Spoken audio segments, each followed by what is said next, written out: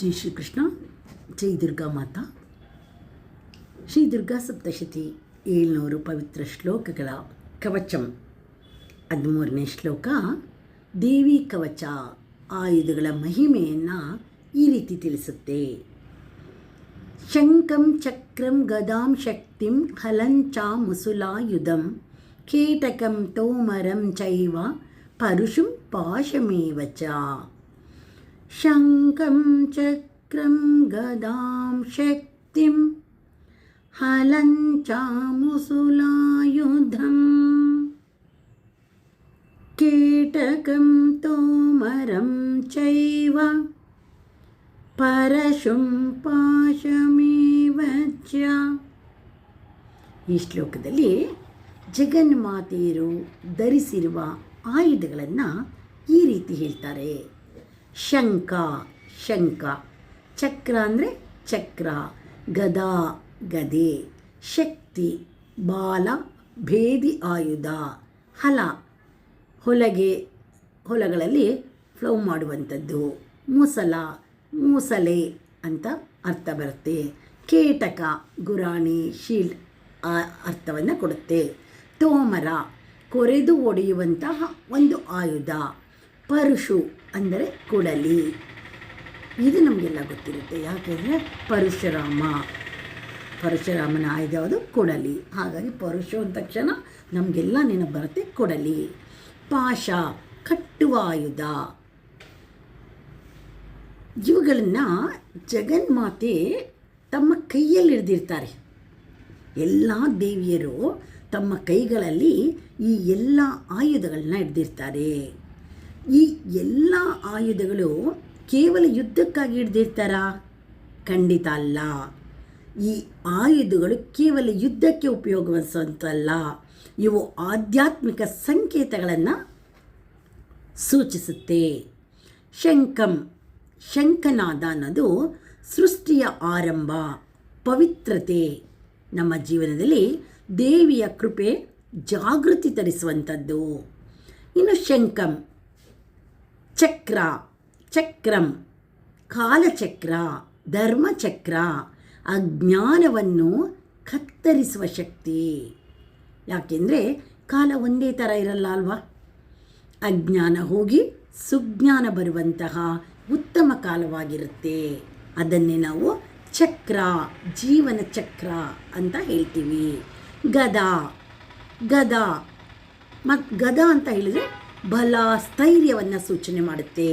ದುರ್ಬಲ ಮನಸ್ಸನ್ನು ಶಕ್ತಿಯುತ ಮಾಡುವಂಥದ್ದು ಇದು. ಶಕ್ತಿ ಅಂದರೆ ಶಕ್ತಿ ನೇರವಾಗಿ ಒಡೆದು ನಾಶ ಮಾಡುವ ಶಕ್ತಿ ಅದು.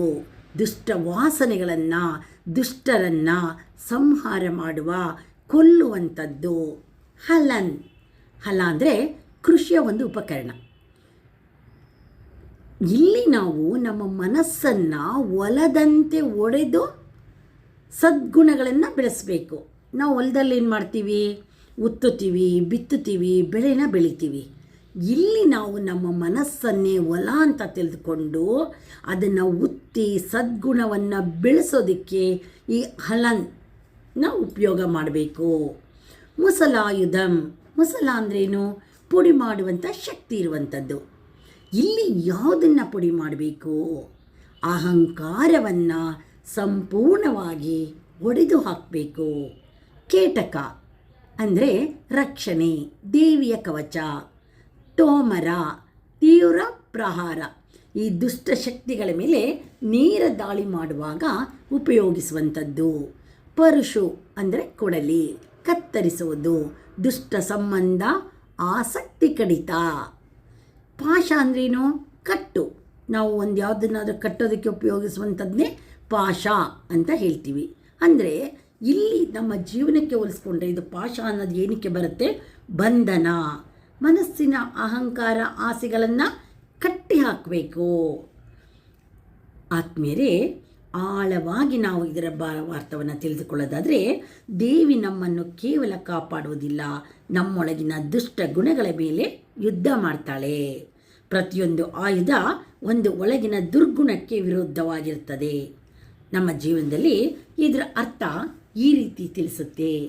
ಅಸುರರು ಹೊರಗೆ ಮಾತ್ರ ಅಲ್ಲ, ನಮ್ಮೊಳಗೆ ಇರ್ತಾರೆ. ಅಹಂಕಾರ, ಕ್ರೋಧ, ಮೋಹ, ಲೋಭ, ಮೋಹ, ಮತ್ಸರ ದೇವಿಯ ಆಯುಧಗಳು. ಇವುಗಳನ್ನು ನಾಶ ಮಾಡಲು ದೇವಿಯ ಕೈಯಲ್ಲಿರುವ ಆಯುಧಗಳು ನಮ್ಮನ್ನು ಘಾಸಿಗೊಳಿಸಲು ಅಲ್ಲ, ನಮ್ಮೊಳಗಿನ ದುಷ್ಟತೆಯನ್ನು ನಾಶ ಮಾಡಲು. ಆತ್ಮೀಯರೇ, ದೇವಿಯ ಕೈಯಲ್ಲಿ ಎಷ್ಟೇ ಆಯುಧಗಳಿದ್ದರೂ ಅವಳ ಹೃದಯ ಮಾತ್ರ ಕರುಣೆಯಿಂದ ತುಂಬಿರುತ್ತೆ. ಅವಳು ರಕ್ಷಕಿ, ಶಿಕ್ಷಕಿ, ಮಾರ್ಗದರ್ಶಕಿ. ದೇವಿಯ ಆಯುಧಗಳು ನಮ್ಮ ಜೀವನದ ಒಳಗಿನ ಶುದ್ಧೀಕರಣದ ಸಾಧನಗಳಾಗಿರ್ತವೆ. ಅದೇ ಜಗನ್ಮಾತೆಯ ಕರುಣೆ ಎನ್ನುವುದು ನಮ್ಮನ್ನು ರಕ್ಷಿಸಿ ಕಾಪಾಡುವ ಆಯುಧವಾಗಿರುತ್ತದೆ. ನಮೋ ದೇವ್ಯೈ ಮಹಾದೇವ್ಯೈ. ಸರ್ವಂ ಶ್ರೀದೇವಿ ಪಾದಾರ್ಪಣಮಸ್ತು. ಜೈ ದುರ್ಗಾ ಮಾತಾ.